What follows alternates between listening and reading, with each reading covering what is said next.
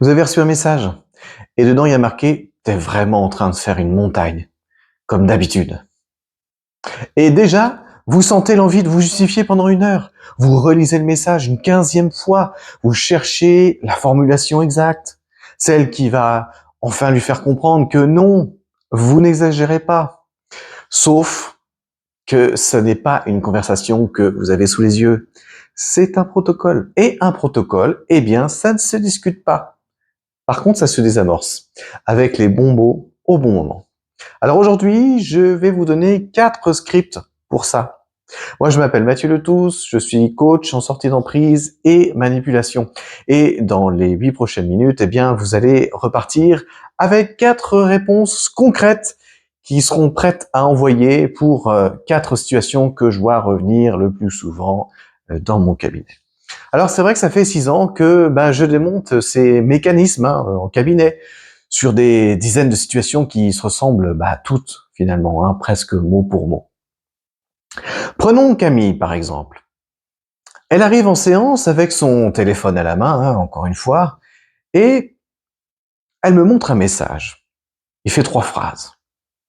Elle a déjà essayé de rédiger 4 versions de la réponse qu'elle voulait envoyer dans les notes de son téléphone. Elle hésite entre « je suis désolé si tu l'as pris comme ça » et un pavé de 6 lignes qui explique, qui justifie, qui argumente. Alors, je lui pose une seule question. Qu'est-ce que vous voulez là, tout de suite? Qu'ils comprennent ou que ça s'arrête? Et là, elle me regarde, il y a un silence et elle me dit que ça s'arrête, bien sûr. Et c'est là que ça change parce que chercher à être comprise coûte que coûte, ou bien chercher à faire cesser les attaques, ça n'est pas du tout la même chose. On va pas employer les mêmes mots. Ça n'est pas la même stratégie. Et c'est pas non plus la même énergie que Camille va devoir dépenser. Donc, face à une critique qui est injuste, votre réflexe, il est humain.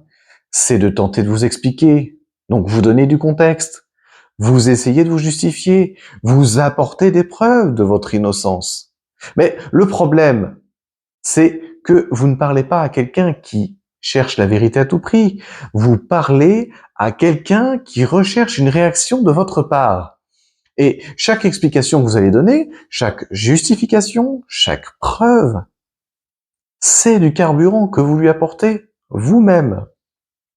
C'est exactement pour ça que les personnes les plus intelligentes, les plus fines, eh bien, elles s'épuisent plus vite dans ce type de relation. Elles pensent en effet pouvoir gagner la partie parce que elles sont persuadées d'avoir les bons arguments. Sauf qu'il n'y a aucune volonté de débattre face à vous. Il y a tout un système qui a été mis en place pour vous faire échouer. Alors, c'est à vous de changer d'objectif. On arrête de chercher à convaincre, on cherche à couper court aux critiques, aux mots qui blessent, mais sans donner prise. C'est-à-dire en se protégeant le plus possible des réflexions désagréables et désobligeantes. Alors c'est tout l'esprit des 4 scripts qui suivent, des réponses courtes, plates et surtout qui n'alimentent pas le feu. Alors le message ressemble à ça. Tu es sûr que c'est une bonne idée avec ton niveau? Ou c'est marrant, moi je n'aurais jamais osé porter ça. Vous la voyez cette pique glissée entre 2 banalités? Votre réflexe, c'est de répondre au contenu, de défendre l'idée, la tenue, le choix. Et c'est là que vous faites une erreur. Parce que vous entrez dans le débat qu'il a ouvert sur le terrain qu'il a choisi. Donc comment répondre à ces attaques? Eh bien, en répondant « Merci pour ton avis ». Et c'est tout. Pas de point d'exclamation, pas d'emoji, pas de mais. 3 mots, un point final. Alors ça fonctionne parce que ça ne confirme rien, ça ne dément rien et ça ne donne aucune prise pour relancer une éventuelle conversation ou dispute. La remarque du manipulateur toxique tombe dans le vide au lieu de tomber sur vous. Et le silence qui suit, eh bien ce silence-là, c'est le vôtre, pas le sien. Vous envoyez un message, rien. 2 heures, le lendemain, toujours rien. Donc vous demandez ce que vous avez fait de mal. Vous rejouez la conversation. Vous cherchez la phrase qui a peut-être tout déclenché. Ici, le silence, ça n'est pas de l'indifférence. C'est un outil que la personne toxique utilise contre vous. Il vous met en état de manque et vous pousse à relancer, à vous excuser d'exister juste pour que cette sensation s'arrête. C'est un peu comme si vous étiez en manque de dopamine, tellement vous avez l'habitude de vous prendre un shoot de remarques blessantes qui vous rabaissent et qui vous sapent le moral. Le vide, dans ce cas, il laisse votre corps dans un état de fébrilité qui vous pousse à le ou la recontacter. Mais si vous voulez vous en sortir, il faut tenir bon et surtout ne rien lui laisser paraître. Donc essayez de prendre ce silence comme un temps où vous pouvez vous reconstruire, souffler, plutôt que de penser au manque. Le silence peut tourner à votre avantage si vous avez assez de force et de détermination pour sortir de cette relation qui vous fait souffrir. Donc, dans le cas où son silence se veut punitif, voici le script que vous pouvez utiliser quand vous décidez de relancer une fois et une seule fois la conversation. Je vois que tu ne réponds pas, je suis disponible quand tu voudras reprendre cette conversation. Puis, vous reposez le téléphone. Vous ne relancez plus. Ça fonctionne parce que ça nomme le silence sans l'accuser et ça retire l'urgence de votre côté et surtout, ça arrête d'alimenter le manque qu'il va chercher à créer chez vous. Donc, vous rendez la balle sans courir après. La partie la plus dure, ça n'est pas d'envoyer ce message, c'est de ne pas envoyer le deuxième.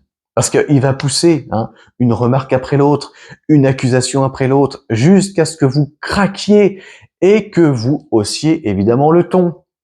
Et c'est à ce moment précis que lui, il devient calme. C'est vous maintenant qui semblez à cran. Et c'est un renversement classique. Celui qui pousse à bout devient celui qui subit sur le papier. Donc le script appliqué dès la première montée, je remarque qu'on monte en tension, je préfère qu'on en reparle plus tard à froid. Et vous quittez la pièce ou vous posez le téléphone, physiquement, pas juste dans l'idée. Donc ça fonctionne parce que vous nommez ce qui se passe sans accuser. Vous refusez le conflit sans pour autant refuser la conversation en elle-même. Et vous vous retirez de l'équation. La seule chose qui alimente vraiment une provocation, c'est votre présence face à lui. Ah ouais, là, évidemment. Donc, si tu pars, tu vas le regretter. Ou sans moi, tu ne t'en sortiras jamais. Ou encore plus insidieux, tu vas me détruire si tu fais ça. Ici, l'instinct vous pousserait à vouloir le ou la rassurer, à minimiser, à dire « mais non, c'est pas ce que je veux dire ». Donc vous prenez sur vous une responsabilité qui n'est pas la vôtre, celle de son équilibre, de sa réaction, de ce qu'il ou elle pourrait faire. Le script, c'est ça. J'ai bien entendu, mais ma décision reste la même. Rien de plus. Pas de justification, pas de contre-argument, pas de promesse. Si le message contient une menace explicite envers votre sécurité ou celle d'un tiers, ce script ne suffit plus à ce moment-là. Donc ça sort du cadre d'une réponse à envoyer seule, ça devient une situation à sécuriser avec les bonnes personnes autour de vous, que ce soit des professionnels ou des proches de confiance. Dans les autres cas, ça fonctionne parce que vous refusez d'endosser une culpabilité qui ne vous appartient pas, sans pour autant entrer dans le combat qu'il vous propose. Donc, vous ne faites que vous répéter et surtout, vous n'entrez pas dans le débat. Voilà, 4 scripts, 4 situations, mais il y a un seul principe derrière tout ça. Chaque mot que vous envoyez, quand vous êtes sous tension, ça nourrit soit le conflit, soit la sortie du conflit. Malheureusement, il n'y a pas de troisième option. Et ça n'est pas votre manque de répartie qui vous a mis en difficulté jusqu'à maintenant. C'est que personne ne vous a montré comment et pourquoi il fallait changer votre façon de communiquer avec la personne qui vous a fait souffrir. Donc, si en regardant ces 4 situations, vous en avez reconnu 2, 3, voire même les 4, c'est pas un hasard. Et ce n'est certainement pas de la coïncidence de votre côté. Donc, j'ai mis ces mécanismes noir sur blanc dans le décodeur des relations. C'est un outil qui est gratuit et qui vous aide à prendre conscience de ce que vous vivez précisément avec les bons mots. Hein, le lien, il est en description. Donc pour d'autres conseils, des astuces, eh bien je suis là et je vous dis à la semaine prochaine. Surtout pensez à liker la vidéo et à vous abonner parce que ça permettra à d'autres de voir également ces contenus. Donc d'ici la semaine prochaine, eh bien portez-vous bien